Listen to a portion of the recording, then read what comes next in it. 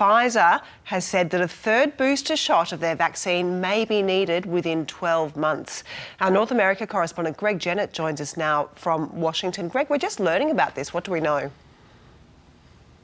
Well, I think it's been widely anticipated, Mads, that because of the nature of these mRNA vaccines, and Pfizer is one of these, that the advantages of them are that they can be adapted to variants as they emerge. And so plenty of people have said over the last year or so that it may be just like the flu vaccine, where it's necessary to get updates for variants as each year passes. Now, Albert Bourla is the chief executive of Pfizer, and it seems that he had some sort of function with the big drugstore chain CVS earlier this month. In fact, on the 1st of April, but his remarks have now gone public, and it's still a little speculative to be sure, but Mr. Bourla did entertain the possibility, saying that it was quote unquote likely that further shots would be required. That's a third shot after you've had your first two for full coverage,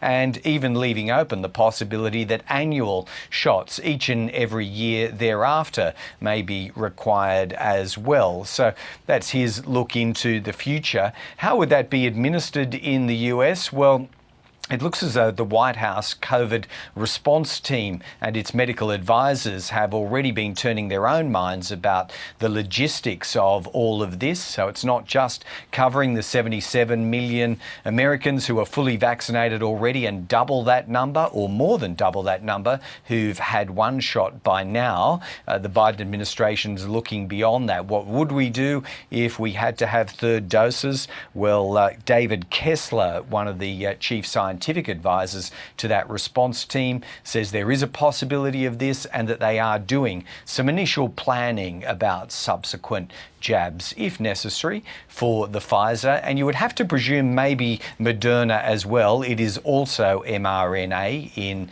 its nature, but we don't have anything from the Moderna company about its current thinking. Nevertheless, a bit of an insight from Pfizer about what happens once you get over that initial hurdle of mass vaccination.